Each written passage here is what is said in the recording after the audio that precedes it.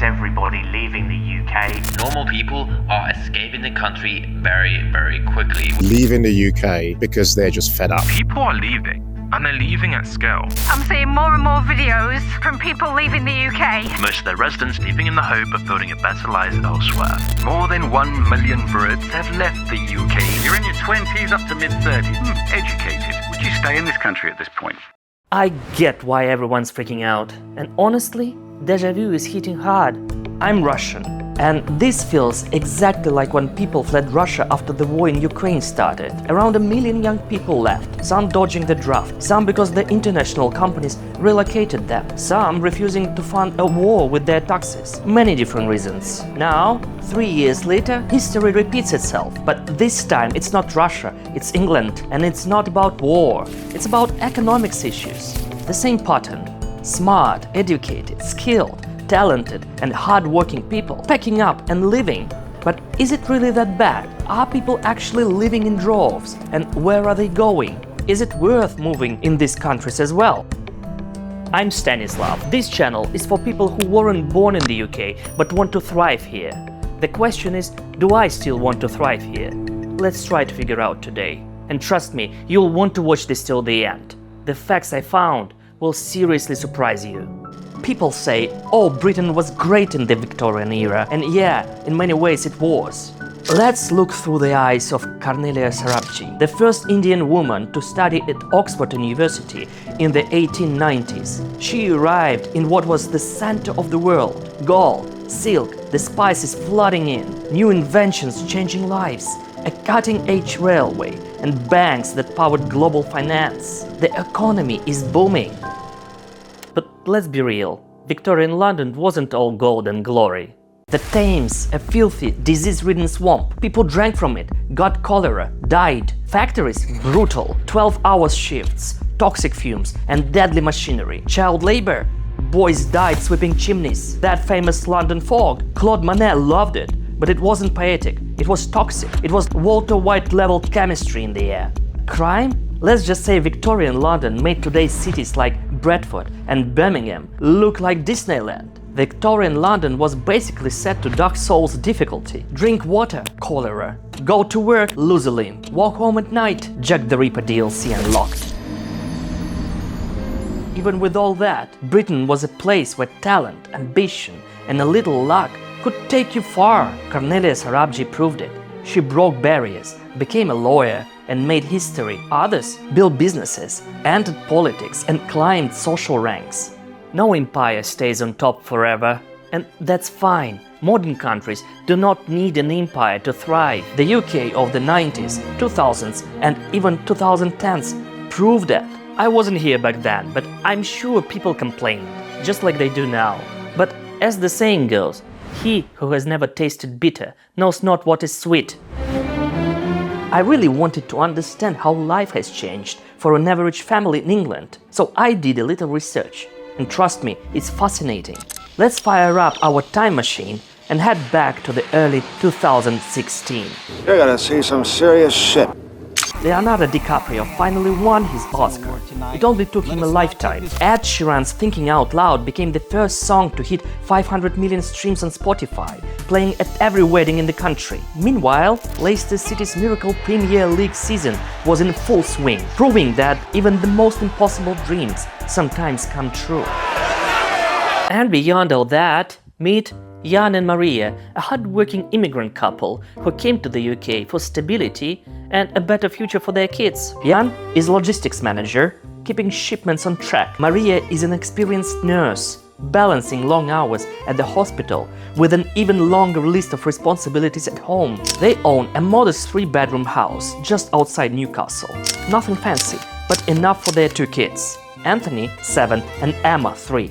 Anthony is in year 2 at a good local school, while Emma, she's a full-time nursery chaos generator. Alright, in 2015 their household income after tax is $2,800, mortgage $644, utilities $170, council tax $133. They still don't really understand half of what it covers. Groceries $500, Transport 280, both commute and a car. Childcare 500. It takes a huge bite of their budget, but what choice do they have? Entertainment and eating out 130. A rare dinner, a couple of deliveries, and a cinema trip to see the first part of Inside Out. Internet mobile subscriptions 50. Other expenses £150. Total 25.57. Leftover each month 243. Not a lot, yes, but in 2016 it was enough. They can save a little, buy clothes, or book tickets home for a holiday. Their life stable, their future hopeful. Back in 2015, the UK had one of the strongest economies in Europe. GDP growth was solid. And get this, food prices were actually dropping. EU membership meant a steady flow of skilled workers, helping industries like healthcare and construction thrive. Public services were under pressure, sure, but back then you could still get a GP appointment before growing a wizard's beard. Oh, I am sorry, Frodo. I was delayed. Not everything was smooth.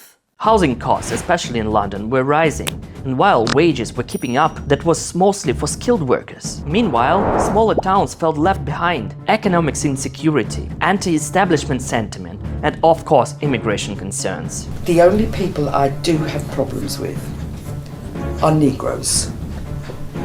And I don't know why. So while Jan and Maria planned their future in the UK, their neighbors, Christopher and Laura, had already decided how they would vote. Then came June 2016, then 2019, and then the final deadly cherry on this disaster cake, February 2022.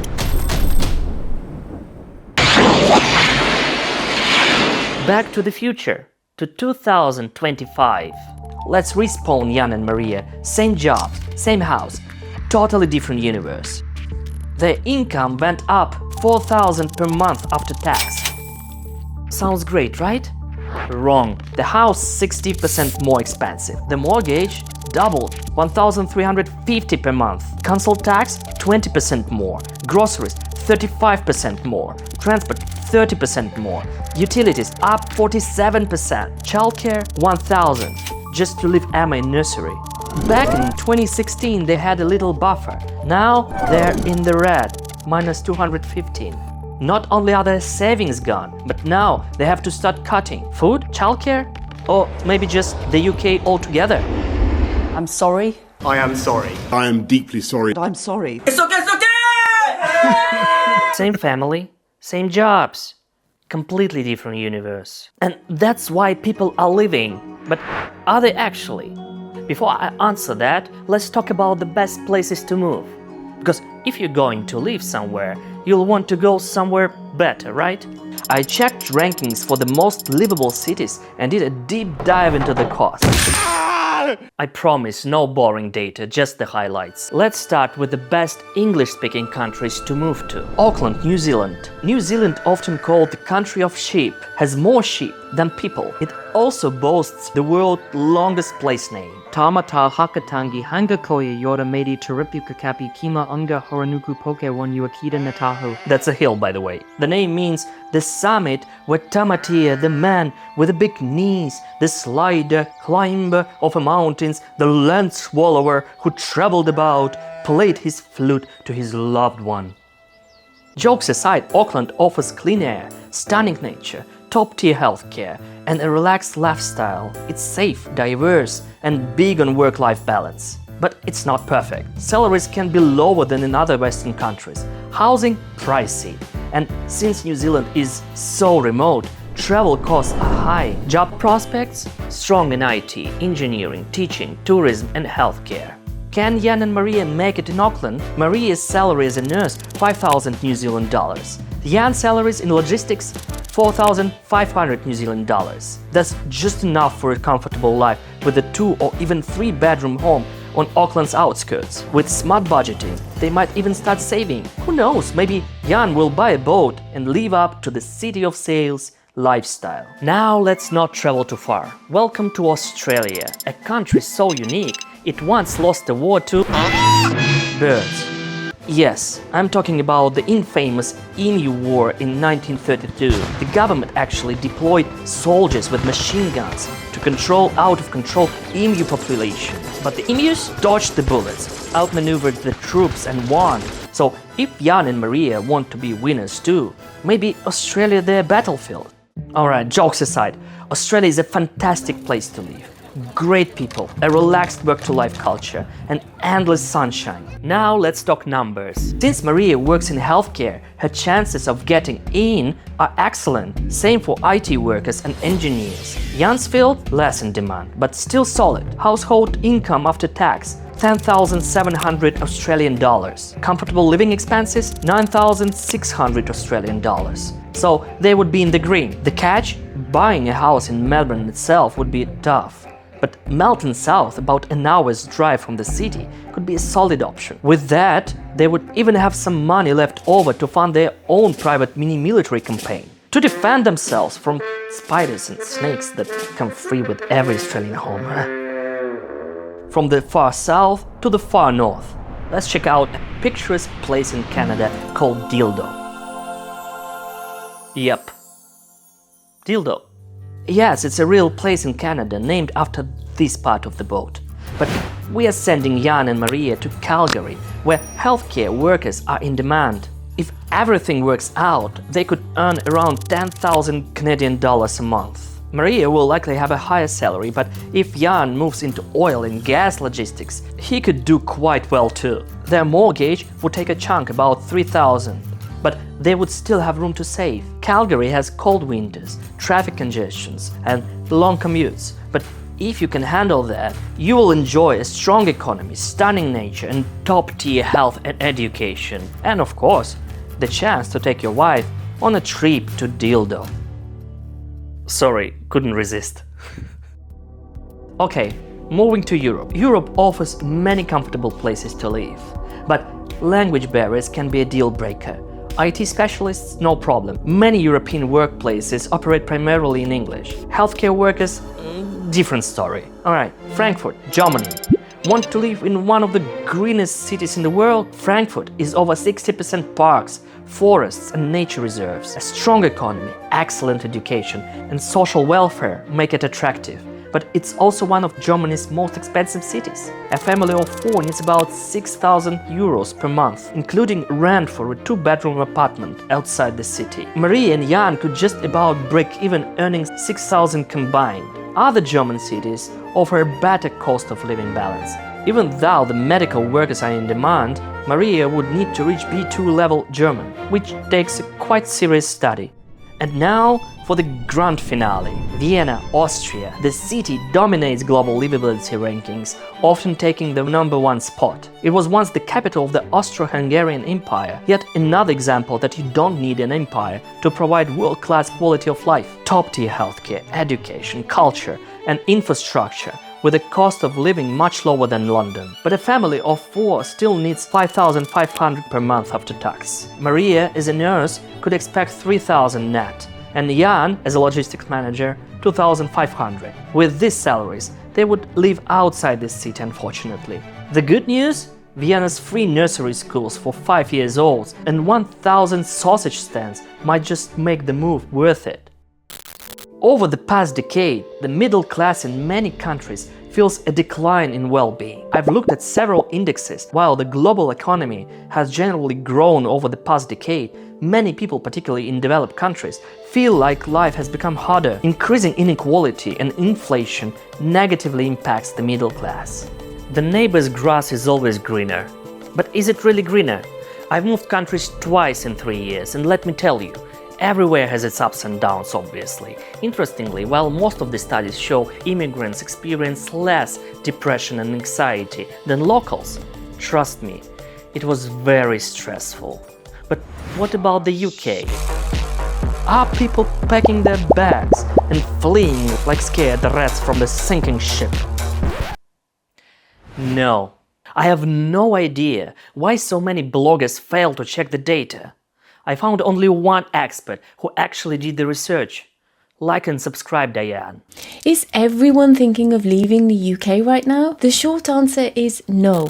Let's set the record straight. The widely mentioned figure, around 500,000 people leaving the UK in 2024, does not mean there is a mass exodus. In reality, it only highlights that immigration has hit record levels. Over 1.2 million people arrived in 2024, just like in 2023. Net migration, it's how many more people arrive than leave, hit 68% in 2023, so way more people are staying than going out. Back then, half of those leaving were British citizens. Now, only 79,000 Brits emigrated in 2024. It's the lowest numbers in decades. So, who's actually leaving? Half are work visa holders. A big chunk are international students finishing their degrees. Some are undocumented migrants or asylum seekers. The UK isn't emptying out, it's growing. Ironically, Brexit's biggest success was keeping Brits in Britain.